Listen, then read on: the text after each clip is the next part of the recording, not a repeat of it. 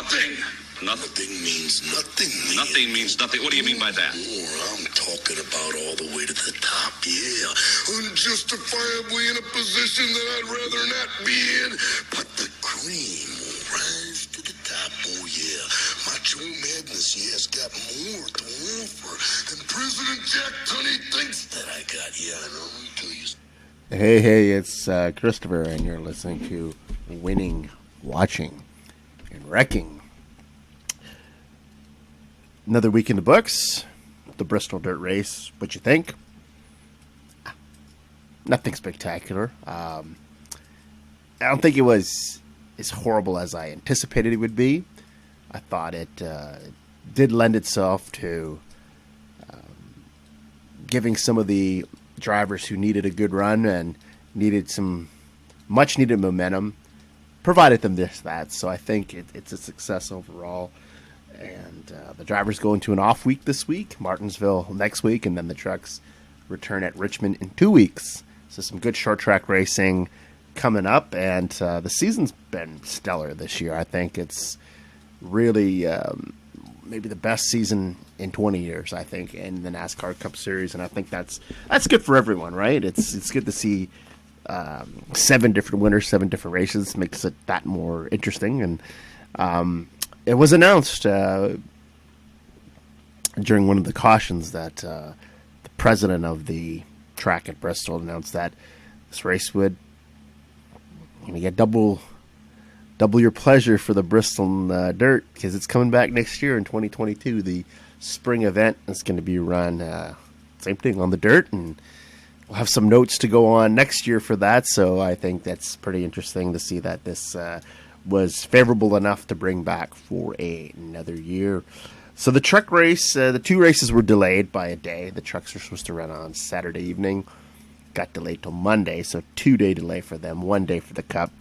Saw footage of how the track looked with the inclement weather conditions, and it was pretty messy. That would have been not the safest route for NASCAR to take, to put those drivers in danger on a really slick track that was pretty dirty. And the Bristol truck race was interesting. You have Truex Jr. who wins his first career truck race, and this is his first race that he was in a truck since June of 2006, but he looked like a boss, powering his way through, taking both stages to the checkered flag.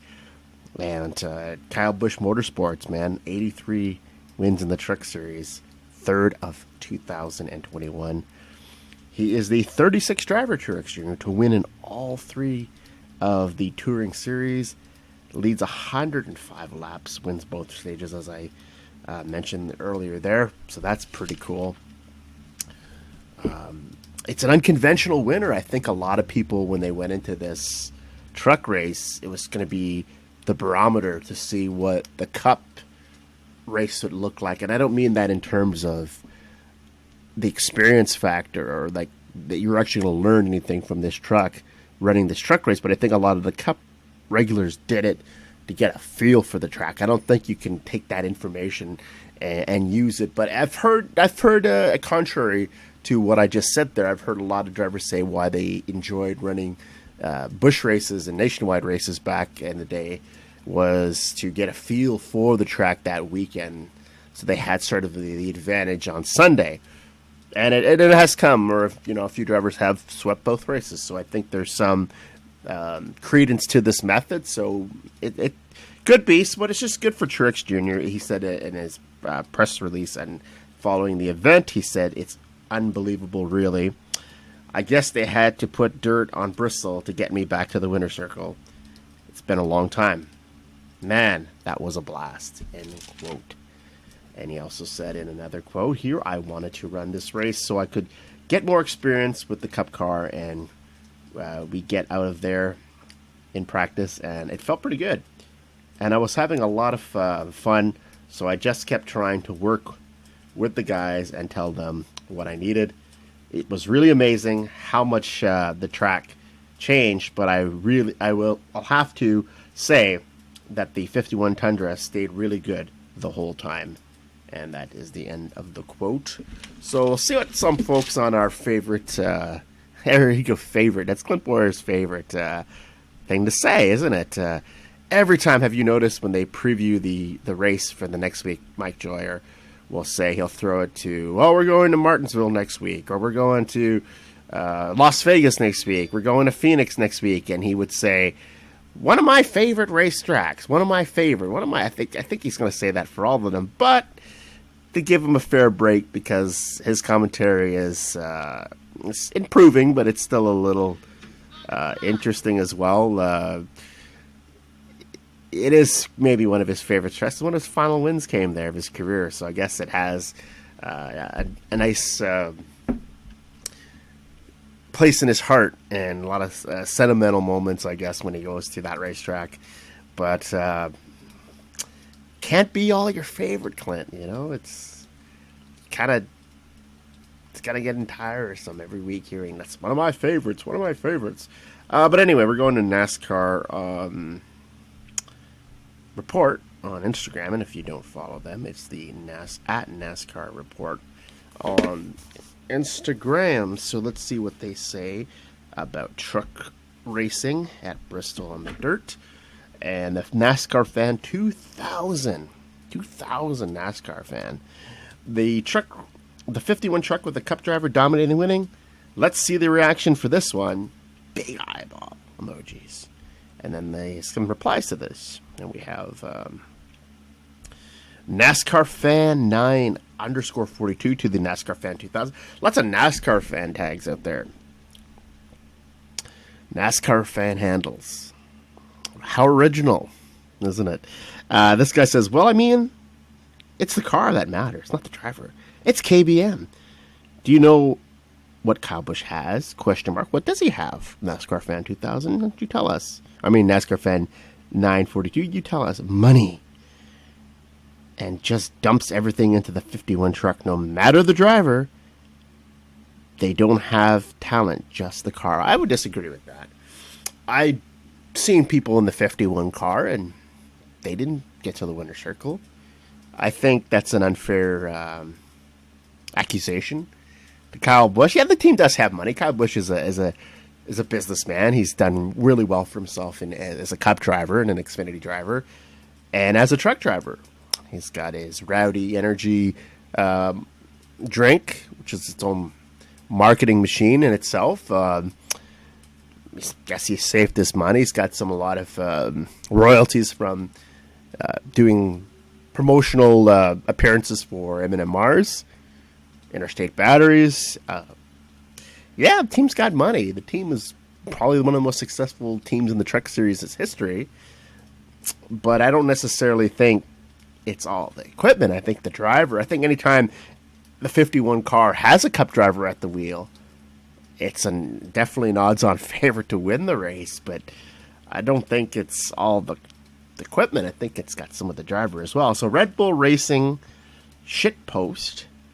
That's a interesting handle. Is he trying to say that Red Bull Racing was shit? A few wins, maybe. I don't know. They weren't the most successful team in the Cup Series, but I wouldn't call them shit. But he says to NASCAR fan 942, "You work at KBM? ? Are you Kyle's wife? ? You know what he does with his money? ? Quit your whining. You know nothing about this team and their funding." I like that post. I think that is a great response. I think it's legitimate. It's no lies. Factual information. This person doesn't know what goes into this race team. How much work Kyle Busch has put into this race team. So who are you to say this? So we have Kevin J. Kenyon 45 to Red Bull. Why DYM? Just say, what do you mean, man? Why do you gotta fucking with this acronyms? Why can't we just? Why do we speak in this language in today's society, in today's culture? Why do we have to dumb everything down and take the high road? Why can't we just say it in plain English? What's with the acronyms? What's with the? Oh my goodness, it drives me crazy. But he says here, we all know Kyle is a businessman. He owns the team. The 51 is better than the 4, and the 4 is better than the 18. That's just the facts. He puts more money into the cars than others. put John Hunter Nemechek in the 51 and Busch in the 4, and John Hunter Nemechek would beat him on a not, I think he meant to say normal. He has not oval like Vegas or Atlanta. And then we have the NASCAR Fan 2000, griping back to NASCAR Fan 942. It's more of the idea that if Kyle Busch won this race, there would be public outcry to remove Cup drivers from the lower series. He's correct. I think there is always going to be backlash when a Cup driver wins an Xfinity race, when he wins a truck race, based on the fact that, why are you there? Well, maybe they just enjoy racing. Remember Ken Schrader? Ken Schrader would run anything on 4 wheels, 2 wheels. Some people just have the passion to race. That's why why do you think Kyle Busch is so fucking successful? The guy is good. He enjoys racing. And that's something you don't see from all the drivers. You think there's drivers in this who are just in this for the paycheck. Like the field fillers, Joey Gase, Garrett Smidley. Why do you think they're always the target? And Kyle Busch tears these guys apart because they are just there for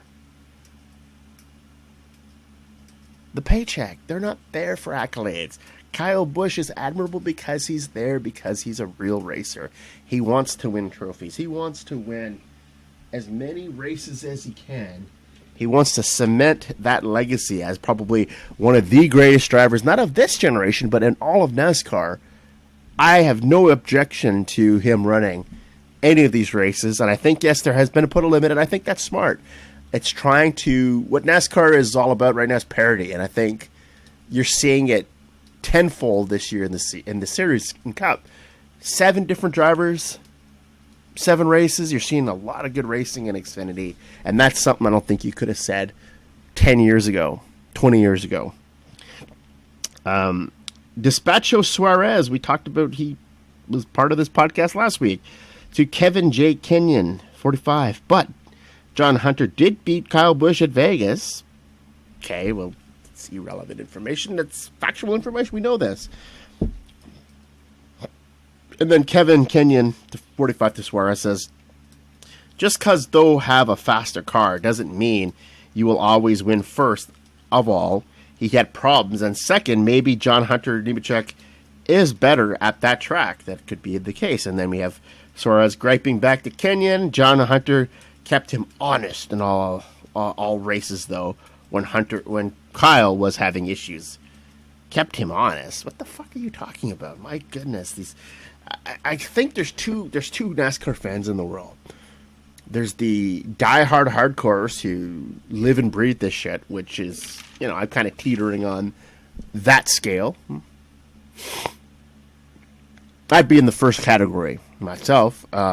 Second category, there's just the people who casually watch this and continue to hate on drivers for no apparent reason other than the fact that, oh my God, he wins a lot.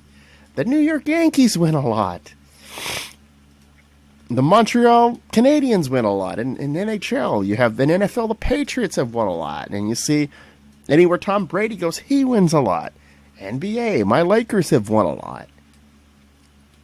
It's just talent is talent. Talent will, as Macho said in the opening, the cream will always rise to the top. So Kyle Busch is that good. And his team is that good. That's part of the reason why John Hunter Nemechek scaled back. He didn't want to run in Cup with the occasional top 10 at Talladega or Daytona. He wanted to run in a series where he could roll off wins, be in position for a championship. And that's not a slight on John Hunter or front row, but he was not going to really be in the championship mix had he stayed this year with front row and renewed his driving contract with them. Could he have been in the Michael McDowell position and won the 500? That's quite possible, but it's just, I think I have a lot of respect for John Hunter Nemechek for going back to the trucks to hone his skills, to get some wins, and he can be that much more attractive if he chooses to return to Cup. And the Midnight Toker, the Midnight Joker, the Midnight Toker, Big Steve Miller Band enthusiast here. 929. All that hype over the dirt ringers and the guy with no dirt experience and barely any truck experience dominated the entire race. Well, that's true. I think there was much made of this was going to be a cup driver going to win this race. I think that was the consensus. Turned out to be the case. However, Martin Truex Jr. is championship driver in the Cup Series. He's top-level talent. So anytime he's in any race, I think he's a favorite to win in any series. What he did at Atlanta and then the one-off in the Xfinity, he had the best car, just used up too much of it in the end. And these are competitive drivers you're in the series with. Like, I know the Truex. A lot of people are probably expecting more out of the drivers who were a little bit better on dirt. But it's anytime there's Cup drivers in there and you're in good equipment like Martin Truex Jr. was, there is that window of opportunity to win. And the LaJoy Fan 7 says, I mean, when a guy wins a truck race in his first start in 15 years, I'ma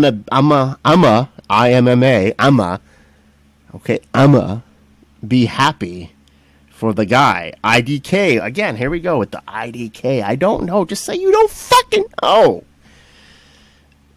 What y'all are on about this is not the same as Kyle Busch winning BC because he basically runs every other week. Oh my God, people just, wow, just please learn how to fucking write a blurb on this in response to the post with this complete acronym nonsense. My goodness gracious, this gets me hot sometime talking about this.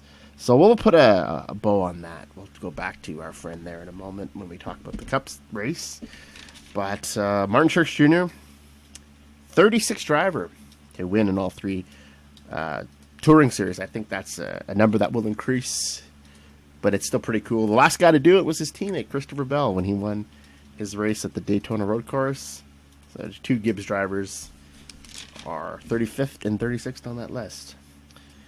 Ben Rhodes. Oh, here's Ben Rhodes. He finishes second in his first, and this is his first top 10. First top 5 since winning Daytona Road Course. And second in the standings, 6 points behind John Hunter Nemechek, as he had some issues we'll talk about momentarily. Raphael Lessard, Canadian driver, 3rd place finish, his best of 2021. And Todd Gilliland, 4th place in his second top 5 of 21. Chase Briscoe pulled a double duty here, finishing 5th. The first top 5 for him in the truck since winning at Eldora back in July of 2018 when he was a series regular. Grant Enfinger, 6th. This is his second top 10 finish of 2021. And Zane Smith, 7th place, 3rd consecutive top 10 for him. And Parker Kligerman, 8th place run, second top 10 in the last 3 races for Parker. And Austin Hill in 9th, 3rd consecutive top 10 finish. And Austin Wayne Self is a 10th place run here, first top 10 of 2021, and 3rd top 10 in the last 8 races dating back to next year for Stone Cold Austin Wayne Self here. And then the best of the rest in this race, we have the Cup regulars. We have Bubba Wallace finished 11th, Kevin Harvick 14th, Daniel Suarez 17th, Kyle Larson, disappointing day, 35th, and Ryan Newman did not make the race. But I think the story of the race was really John Hunter Nemechek. He crashed out and finished 39th and still has the point lead, but got caught up there with Derek Kraus. And I think just a lot of drivers were overzealous in this truck race and also in the Cup race where you don't have to make your move. There's that sense of urgency that doesn't have to be there so soon, and it ruins someone's race. And I think anytime John Hunter Nemechek's in a race this year, he has a shot at winning this thing. And I think it's just awful that his day was taken from him, from a driver really that was maybe just a little too aggressive too soon. But going back to Parker Kligerman, he's been doing a lot. He had a failed Cup run with the Brandon Thomas team. Brandon Davis, sorry. Brandon Thomas was a crew chief. That whole thing, I think, what was that team called? My goodness, it's not that long ago, but I guess there's just not that insignificant. But yeah, he had a failed run with them and was in the Kyle Busch truck for a few years, and it's pretty cool to see him done some TV stuff for NBC, and here he is running 8th.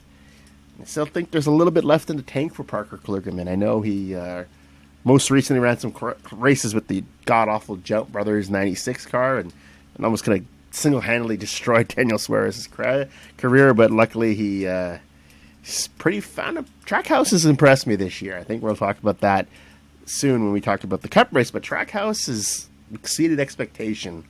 Out of the new teams, there was a lot of made of 2311. I think Trackhouse has outperformed 2311. And 2311 has the big sponsors, Dr. Pepper, McDonald's, DoorDash, Root Insurance, Columbia Sportswear. And modestly, Trackhouse got Camping World. Camping World's a big name. And the Comcast, which has sponsored Suarez throughout his career anywhere he's driven. But compared to the big giants that are backing Wallace, I think Suarez has made the most of his opportunity in the new drivers and new places. I think this has clearly been Suarez who's done a heck of a job in that car, and I think he'll continue to have a good season. I think it's a little bit of a career redemption year for the amigo, Daniel Suarez. So, now to the Cup action. Everybody's favorite driver, me and Amanda, not the biggest Joey Logano fans, as you can tell if you're listening to this podcast, but makes history here on Monday afternoon. He has the distinction now of winning the first Cup race on dirt in 51 years, and this is the first at Bristol. Last guy to do it was Richard Petty, so that's pretty cool company to be in. But Petty, I read an article, Petty didn't like the idea of Cup racing on dirt. He thought it was a little unethical, and I think so too. I think this is, as I said in passing, when me and Amanda had some free time to talk about racing, she's becoming quite the NASCAR enthusiast. I just love that. It's pretty cool when your partner takes an interest in things that you're interested in, but actually is genuinely into this, not just into this for the sake of being trendy and, I like NASCAR. She's starting to know the drivers. She's starting to pick up a few of her favorites, and I think that's pretty cool. It's very, very much love the idea of her getting into NASCAR. We're not fans of Joey. I think Joey is going to win races, and that's can't be denied. The talent is there. Don't like some of the things he does on the track, some of the issues he's had with drivers in the past. Very questionable, to say the least. However, you got to give credit where credit's due, and Joey is a talented race car driver. That's why he is a champion in the sport. So Richard Petty, by saying he didn't like the dirt, I think, yes, this could have been good for an exhibition. Maybe an all-star race, have that intrigue. Would have been fun to do. But in a championship points-paying race, I think it's ill-advised. I think it's kind of out of the book of bad ideas, but I think people enjoy this, and I think NASCAR's trying to, as I said, go back to their roots. They are, in the last 20 years, 30 years, there's been a new fan base here that's, each year it seemed like NASCAR's gone mainstream, and they want to incorporate a diverse fan base that already strengthens the fan base they have with some of the people, and that's deep-rooted. Its roots are in the South. We know that. But I think when they started going to California, going to Loudon, New Hampshire, Texas, it was to widen the fan base. It was to give more eyeballs, put more eyeballs on the sport of NASCAR and get more asses in seats, man. It was to generate revenue, dollars and cents again. It was to make money. And I think this is a throwback, if you will, to the roots of NASCAR. And yes, that's highly admirable. It's always good to remember where you came from. But Logano, two problems I have with the Logano win is I think he was just the right place at the right time. You can't knock a guy for that. lots of drivers have won on strategy and just kind of hanging out there. But I just don't like the fact that Denny Hamlin gave him too many breaks. And we'll talk about that in Hamlin's post-race comments. But I think if the roles were reversed, Logano would have had no reservations at all about taking Hamlin out to get the checkers. Checkers or wreckers, right, motherfucker? But I just think Hamlin is looking at the big picture, I believe, and I think that's why he didn't do it. Hamlin wants to be in that Final Four because Hamlin is the best. In the last 3 years, Hamlin's been the best driver in this series. Hands down. I don't think anyone really comes close to that. And I think if it turns out Hamlin wins the championship, I think he can go back to this race, and this is a race that he put in his pocket and carried all the way to Phoenix in November. I think it's admirable. I think Denny Hamlin is just a world-class driver, and I think he could have easily taken the win here. He's desperate for a win. He's had a great season, but it's hard to look at the fact that he has zero in the win column. His time's coming, but I have to say it's very admirable how he raced at the end of this event, where I think Logano would have taken liberties with that and just dumped him. And he's done that a couple times in his career. Remember when he got back to the winner's circle on his exit to Joe Gibbs, leaving Joe Gibbs Racing, he moved Mark Martin out of the way. And it would have been really neat to see Mark Martin win a race with MWR that late in his career. But it goes back to sportsmanship, and I have to admire Hamlin, how he handled this, really.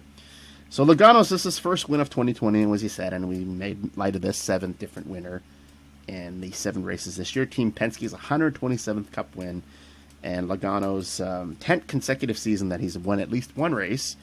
And this is Joey's 3rd win at Bristol. He's won 2 night races in 14 and 15, but has the distinction of saying he's the first man to do it on the dirt. And Logano is now 2nd in the points, and this is his 3rd top 5 of 2021. So, tale of 2 seasons for Logano, I think. When he's been on, he's been on. And there's times where the cars have looked really good all year. I remember in Homestead, the car was so strong in the beginning, and they just faded to the back.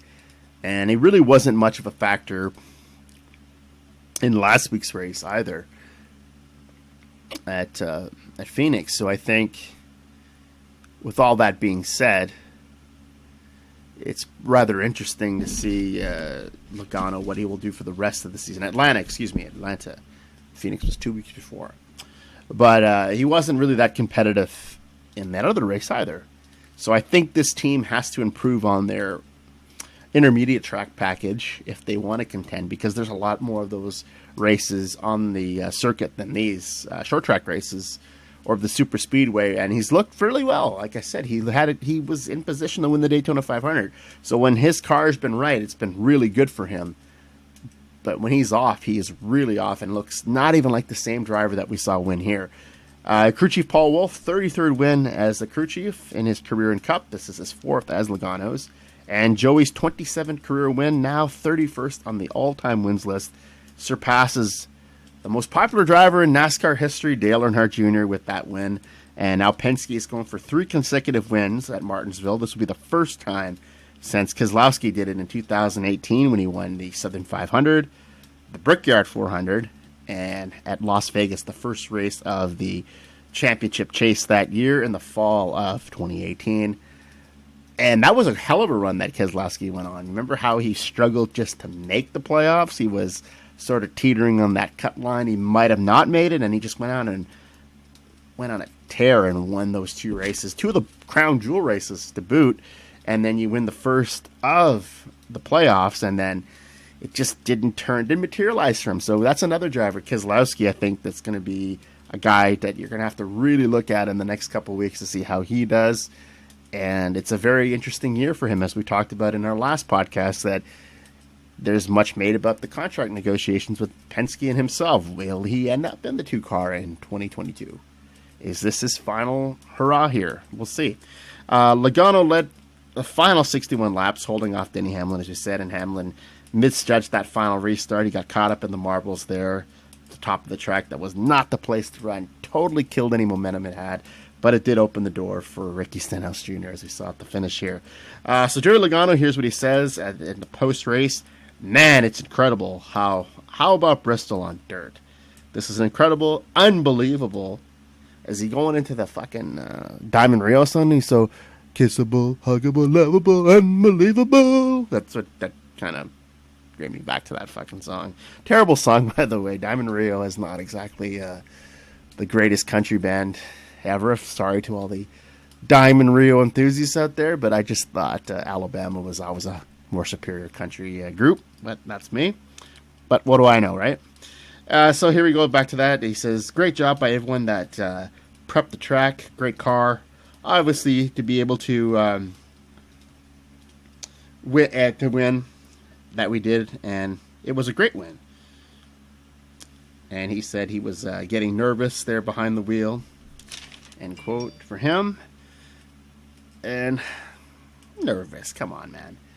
You had a good lead. I think he did get nervous when the caution came out, though, because as we were watching the race, I said to Amanda, I said, if another caution, he's got this unless a caution comes out, and lo and behold, it did. But it's disappointing because I was expecting a closer finish, and he kind of got it pulled away there and got the win. So let's see what the NASCAR report is reported, about Logano's win. And here we go. Stuff Johns. Ricky is the real winner. Okay. And then we have Stuff Johns to Dalton Malak 9 says cry to Jones. Cry about what? And then Stuff Johns to Dalton. You're the toxic Penske fan running around saying cry. So shut up. And then we have Dalton back to Jones. What do you mean? I'm toxic. I'm just happy because my driver won. So you shut the fuck up. STFU. Isn't STFU? Isn't that John Cena's finishing maneuver? If you don't have anything nice to say, don't say it at all. And he capitalizes this. It's not that hard to do. But isn't breaking up hard to do? These people kill me. Logano, dry lining 7 to Dalton. You are being toxic. Laugh my ass off. LMAO. Lamo. So Dalton back to Logano. Like I said, I'm just happy my guy won after getting fucked multiple times. So I don't want to hear it. And then Logano back to Dalton. I'm just stating the facts. How toxic you are. Laugh my ass off. And I love NASCAR Report. I think he provides some really great information to NASCAR fans on Instagram. And I enjoy his page. Apparently he has a podcast. So find his page and listen to that. I'm in 100% support when people have their own podcasts and doing their own thing. I like it. But I don't know why every week this persists to get so heated and people have to come at each other. But that's just the way social media is. It's a very toxic culture we have. And social media can be a wonderful thing. It really can. It can be a place where you can connect with little friends. You know, you can keep up with your favorite celebrities, your favorite athletes. In this case, NASCAR, your favorite driver, you know. Hats. I'm a hat enthusiast. It gives me a network to reach out to other hat collectors and, you know, share our stories and pictures of our collection. It's a very, very wonderful tool, but I think a lot of folks use it as a place to air out their grievances and really just to make off-color comments that there's no place for this. So Dalton back to Logan, but it's entertaining. It is. I'll give it that. It's just what makes the human mind tick, I think, here is why this is so damn entertaining. Dalton to Logan here. Okay, so, question mark, that's going to make me change who I am. Roll your eyes emoji. And then Matthew Allen, why did Denny go up top? That's a good question. Yeah, it's a good question. I mean, I think Hamlin thought that he could. It was working for him when he was mowing down Joey But the lap traffic played a real integral part to, I think, costing Denny this race. But I think that late in the restart, I know he didn't get the greatest restart, but I think getting caught up there is, it just, again, he just miscalculated, misjudged the restart. That's no bones about it. That's what happened. So NASCAR fan 99 to Matthew Allen, it was probably his only chance to get him.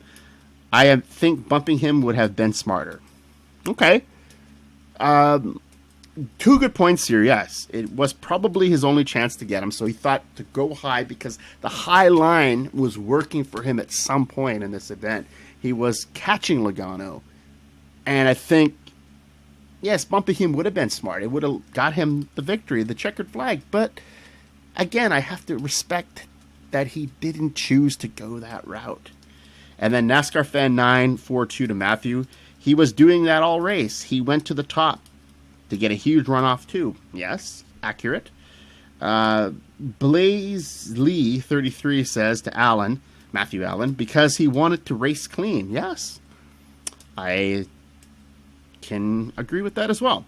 NASCAR Dog 393 to Matthew Allen. Not a clue, and then he has the emoji of the dude with the blue sweater, blue shirt. Hands up. This is why he doesn't have a championship, though. Just not smart racing decisions. Okay, well, I'm going to pick apart this comment. It's not the fact that it's not a smart racing decision. Do you want to see Demolition Derby? Do you want to see cars continue to be torn up? No. Hamlin's looking at the big picture, and he said that already when he came up short at Phoenix. It's about what his season's going to look like in November, not in March and April. So I would have to say it's not the fact that it's not a smart racing decision. It's a smart racing decision for the future, not for now. So NASCAR Dog to Blaze Lee 33. Yeah, probably. But Joey would have dumped him. So if Denny did it, no one would have blamed him. Okay, yeah, I that's exactly what I've been saying the whole time. CME9 to Matthew Allen. Honestly, a very dumb decision. He hit the wall earlier at BC again because of it. Try something different. What does he got to lose? Terrible decision. Well, okay, CME9. It's not a terrible decision. Winning a dirt race at Bristol and having that distinction, yes, it puts another notch in Denny's already impressive career accolades.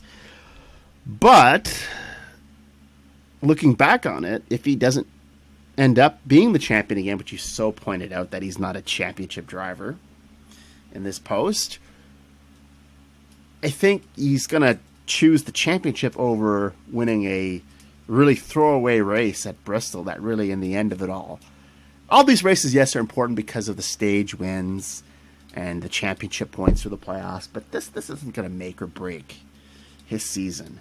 And Jackson, the sports fan, 81. Well, he is a sports fan here. He's got his profile picture.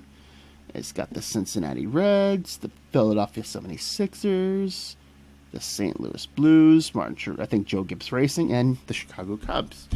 Interesting fan choices there. But he says, fucking, and all capitalized, fucking wanted Ricky to win. I hope Logano fails inspection. Well, he didn't fail inspection. It would have been cool to see Ricky Stenhouse, yes. And then Dalton to Jackson, the sports fan, cry. Is that as long as this guy can say is cry. And then Jackson to Dalton, shut the fuck up. And then Dalton back to Jackson, y'all are just salty as fuck AF because your driver didn't win. I'm just happy because mine won. So if y'all don't have anything nice to say, don't say it at all. It's not that hard to do. This is his favorite response, I guess. So the only response he has to, okay, yeah, your favorite driver won. Be happy. But you don't have to shit the fuck all over everyone else, man. And then Alex Whitman to Dalton. Good shit for Joey. But goddamn, you gotta practice what you preach, dude. You gotta comment telling people to shut the fuck up.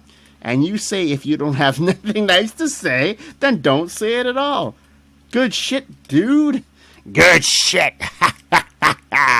Vince McMahon, I guess, thought of it. It says good shit. And then he's got the clown emoji, and it's absolutely right. Alex Whitman gets the round of applause because it's absolutely true. Be happy your driver won, but why are you continuing to rape other people on this trend? It's just absolutely ridiculous. And then the Penske fan 22 to Jackson. Well, guess what he said. Guess what he didn't sold. And he's got the crying, laughing emoji. And then Dalton back to Alex. Apparently you don't know the definition of being a toxic fan.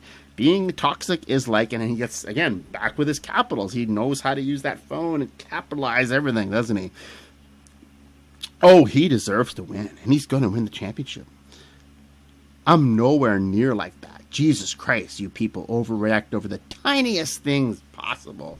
And then he's got the clown emoji. Well, got you pretty hot there, Dalton. He's got your blood boiling, motherfucker. I think you're the guy that is a little bit overreacting here, and he's not going to win the championship. So I think in November, someone should gripe back to Dalton. Well, you said in April, March, he was going to win the championship, man. He didn't do it. And here, Illinois Diecast said, didn't come close to the hype. Hope he fails inspection so the 47 can win. I agree, Illinois Diecast. This race was highly promoted. Weeks in advance at Fox. Every time they shot to a commercial, it was a countdown as if this was Christmas fucking day and Santa was going to bring you your little fucking presents under your little tree. This was all hype, man. This was to generate interest. It piqued a lot of interest, but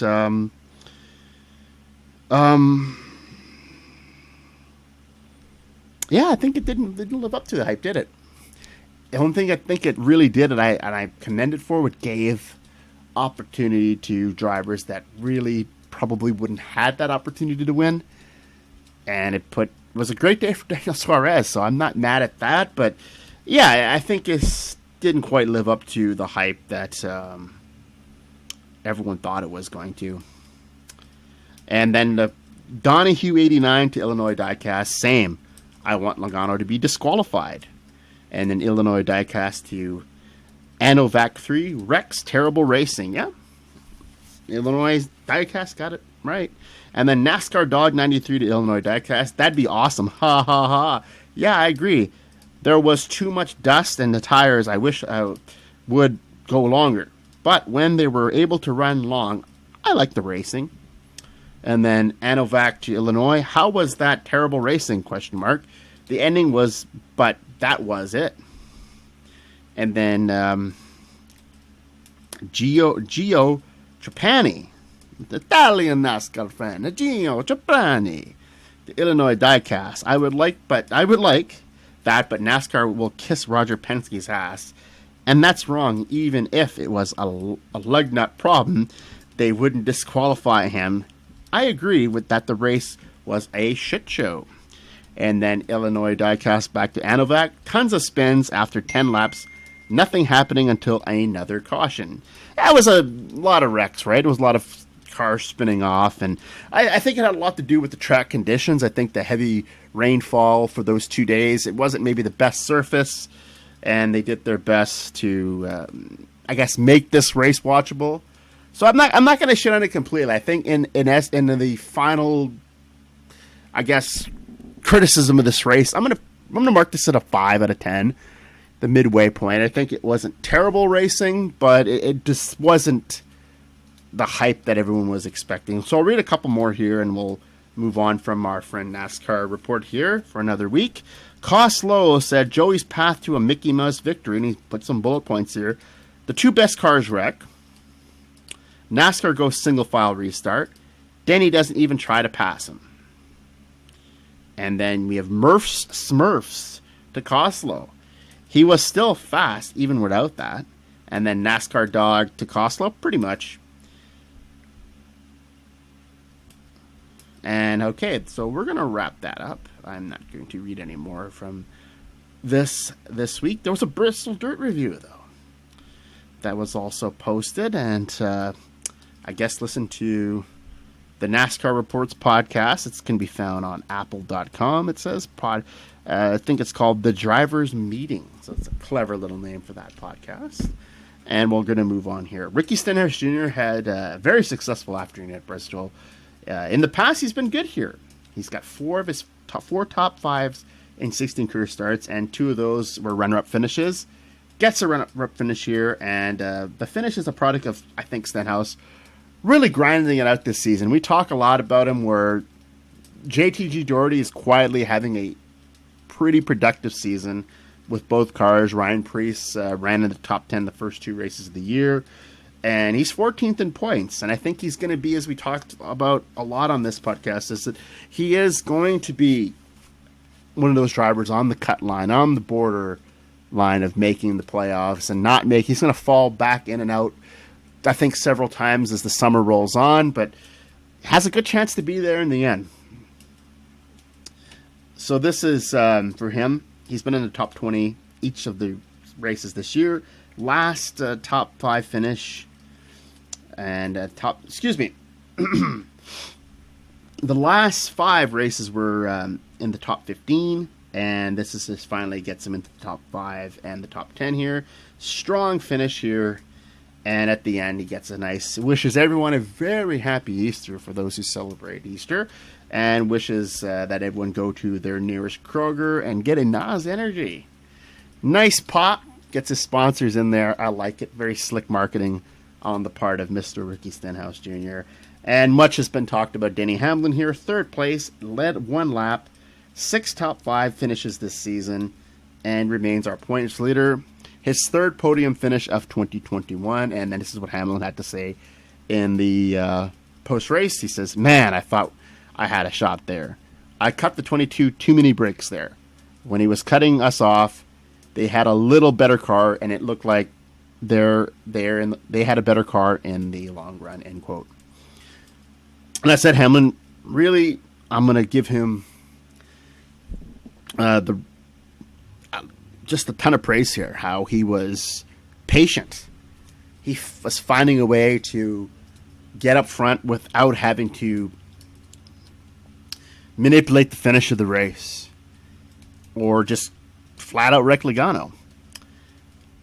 And I think, again, it's been a lot of folks on that NASCAR Report thread had the same thought I had, that roles were reversed. This was going to probably be a complete shit show, and you would have saw Logano take the high road and just wreck Hamlin for the win.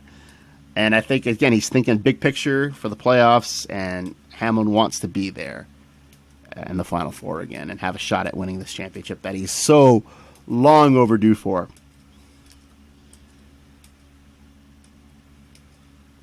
And Daniel Suarez and the Trackhouse team making tremendous gains this year. I'm just really enamored by what Suarez is doing with Trackhouse. Best finish of 2021. Led 5 of the 7 races this year. He's led at least 1 lap or more. Led 58 here, the most in any of his NASCAR career in the Cup Series. And he nearly won Stage 2. And Suarez recorded his first top 5 finish since the Texas Fall Race in 2019 when he was driving for Stewart-Haas Racing. Now 20 in the points, and is hovering on that playoff cutoff line. That's saying a lot for this Trackhouse team, that they are finding themselves out front every week, leading laps. I know sometimes it's just 1 lap or 2, but that's a lot for a team that is brand new. They have an alliance with RCR, but this is a team with no history, and Suarez has done just tremendous work behind the wheel of the number 99 car. Ryan Newman, fifth place finish here, best of 2021, and this is his first top 5 since October of 2019 at Talladega. Leaves here 19th in the points. And William Byron, 6th place finish, 5th consecutive top 10 finish. This is the longest streak of his career, and he's quickly becoming a top draw in the Cup Series. He's outrun his Hendrick teammates a couple times this year, and him and Kyle Larson look to be really trending in the right direction, where Chase Elliott, I think, has a lot of work to do. Same thing with Alex Bowman. But Byron is having a very good season, and I think I just like what he's doing, and I think it's nice to see the 24 up front consistently. Kind of brings you back to the times when Jeff Gordon was so dominant in that 24 car, and it was a fixture in the top 5 and top 10 every week. Tyler Reddick finishes 7th, his second top 5 of 2021, and he really rolled back from the pack here. He was back deep in the pack in stage 2, rallied his way up in the 3rd stage, and looked very, very convincing out there. And it's good to see Tyler Reddick with a good finish there for RCR, and Ryan Blaney maintaining his just swinging momentum for this season for him. First 3 races, just abysmal, and he's been looking really good since. Finished 8th place here, his 4th consecutive top 10 finish. And Eric Jones, 9th place, 2nd top 10 in 2021, the best of the season for him, this finish. And it's his 2nd top 10 in the last 4 races. He's making really the best of this RPM, with this RPM team. A lot of people were critical of him joining Richard Petty Motorsports, saying this is the kiss of death, this is the end of his career. And again, his cream will rise to the top. Talent will find a way to make... Richard Petty Motorsports isn't the top-tier equipment in this sport. It really isn't. But he's making it work. Dug in the slugs, right? Making it work. And that's what Eric Jones is doing here. He's making the best out of a situation that maybe he could have just... maybe his career could have been over with. He could have just went to the Xfinity Series. Could have went back to the Truck Series and with a competitive team. But sticks it out here, and I'm hoping really for really good finishes with him and Richard Petty Motorsports this season. And Chase Elliott rounds out the top 10. 10th place run here. Amanda's favorite driver. She gets really giddy when she sees the 9 car up front. Huge fan of the number 9, and I'm born in the 9th month of the year, so coincidence. 3rd top 10 finish in 2021. Bounces back really... from all intents and purposes. Disappointing day at Atlanta. Engine failure. Has yet to win at his home track. 9th place in the points. Waiting for Elliott to break out here. Is he suffering from a championship hangover, or is he just a notoriously slow starter? You be the judge, but look at his first 7 races of his career, dating back to his first full-time season in 2016. Through the first 7 races. In 16, he had no wins, 1 top 5, 4 top 10s, 14th in the standings. The next year, 17, no wins, 3 top 5s, 5 top 10s. That's pretty impressive. He bounced back nicely. He was 2nd in the points. 18, took a big step back. It was 0 wins, 1 top 5, 3 top 10 finishes, was 18th in the points.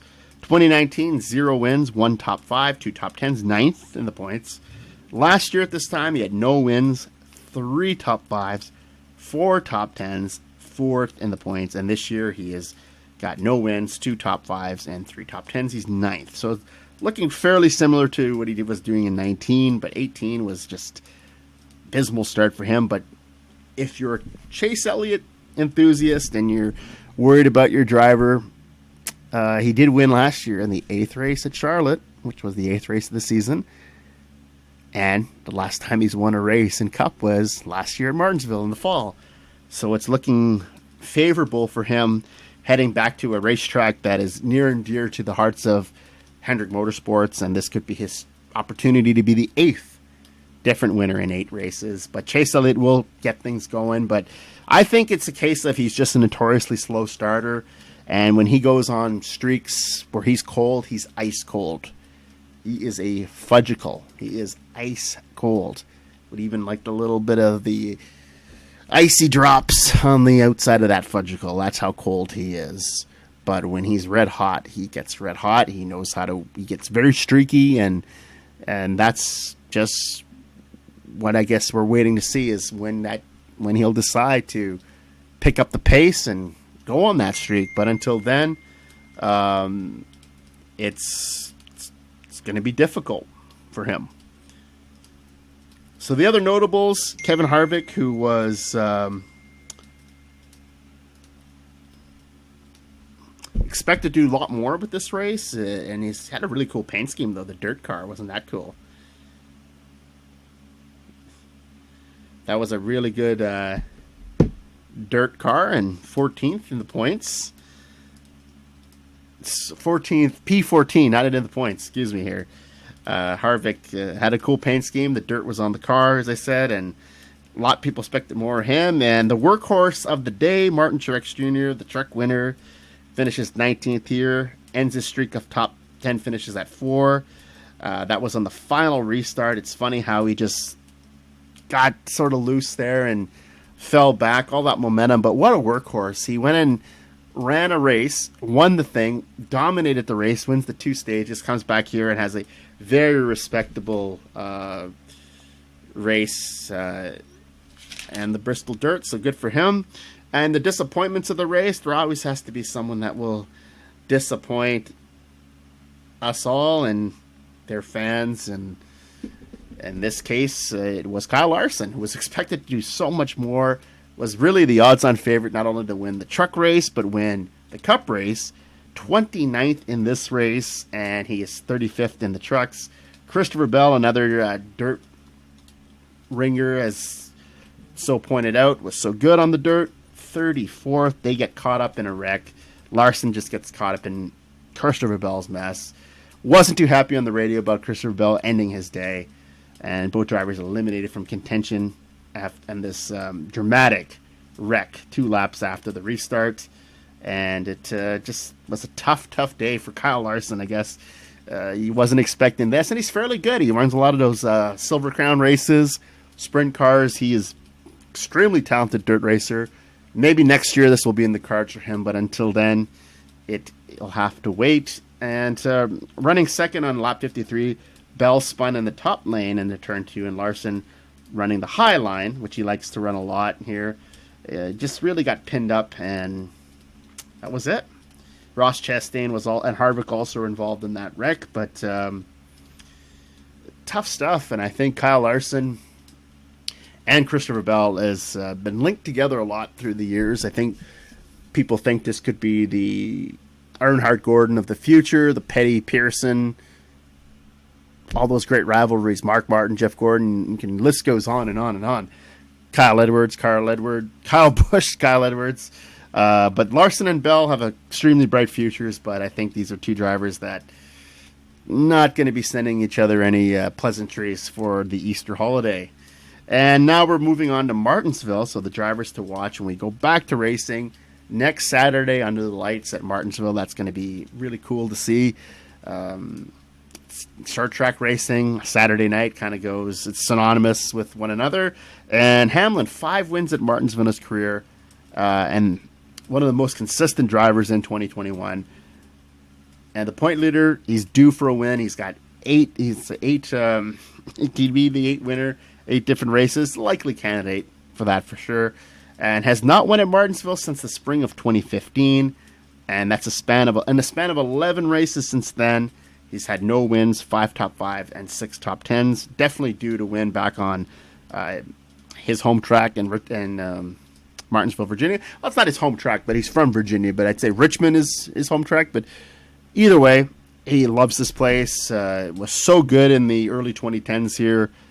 And I think Denny Hamlin is my pick to win the championship right now. I think he's doing everything right. He's in the right place, the right time. And this guy is continuing to vastly become one of my most respected and most, has said it, Clint Boyer, favorite driver. Brad Keselowski, can he make it 3 Penske wins? The last guy to do it was him, 2018. And he has 2 career wins at Martinsville, spring of 17, spring of 19. Seems to be on that every 2 years he wins. So this year he would be due in 21 if that streak continues. But 9 top 5 finishes in the last 10 Bristol races. So this could be a place where Keselowski keeps that Penske momentum running, because these other 2 drivers, Blaney and Logano, found the winner's circle this year. Now, I think Keselowski would like to have a little piece of that action, wouldn't he? And Ryan Blaney turned his season around in the last couple weeks. I can't say enough about how patient he was in Atlanta. Really not the car to beat. This looked like this was Kyle Larson's race to lose. Found a way to just bad luck strikes him. I guess for Larson, if it wasn't for bad luck, he wouldn't have any luck at all at some of these tracks, but when he's on, right? But 2 consecutive runner-up finishes in 2010 at this racetrack. He's figured out Martinsville. Last 7 races there, 5 top 5 finishes. And if he keeps that Penske streak alive, I think that really bodes well for him. And it's pretty tough. It's very tough, I think. And I'd like to see him do a lot more. And again, he could be one of those drivers that you kind of pass up on when you think about the championship, but it's just not that crazy to think that Blaney could be a NASCAR champion in the Cup Series. Kevin Harvick needs to get the season going. No wins. Has not won since Bristol last September. That's a long streak for Harvick. And my goodness, this team has just Stewart-Haas Racing, some kind of funk, man. They're just not running well. He won the spring race 10 years ago in Martinsville in April, 2011. Outlasted Dale Earnhardt Jr. that day. And his chase for 60 wins has been stalled.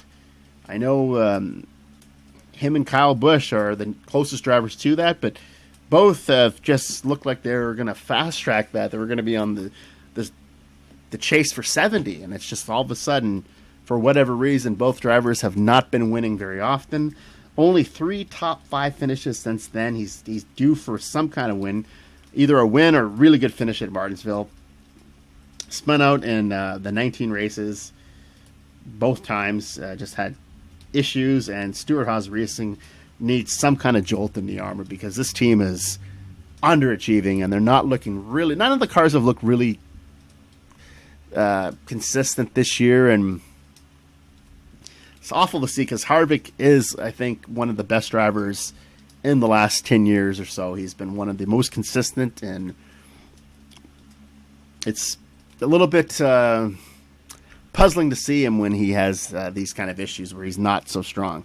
Matt DiBenedetto, Matty D, everyone's favorite underdog, 2 consecutive top 10s at Martinsville. His best finish was 7th in the spring of 2020. And he's trending in the right direction for him and the Wood brothers. Got off to sort of a really slow start, did nothing at Daytona. A lot of people were looking at him as an upset favorite to win the race. Didn't materialize. But 2 Martinsville wins for the Wood brothers, and the last was 1973 with David Pearson. And if DiBenedetto can win, find a way to put that car in the winner's circle, gets himself a nice grandfather clock, and would get the 100th win. That'd be quite the milestone for the Wood brothers, and Matt DiBenedetto would certainly take a lot of pride in getting them that 100th win, and it's been a few years since they've won 17 with Ryan Blaney when he was driving for them, and he outlasted, you guessed it, the guy we just talked about before, Kevin Harvick at Pocono. But either way, I think Martinsville is going to be a good race. It's going to it's going to be good to see it under the lights.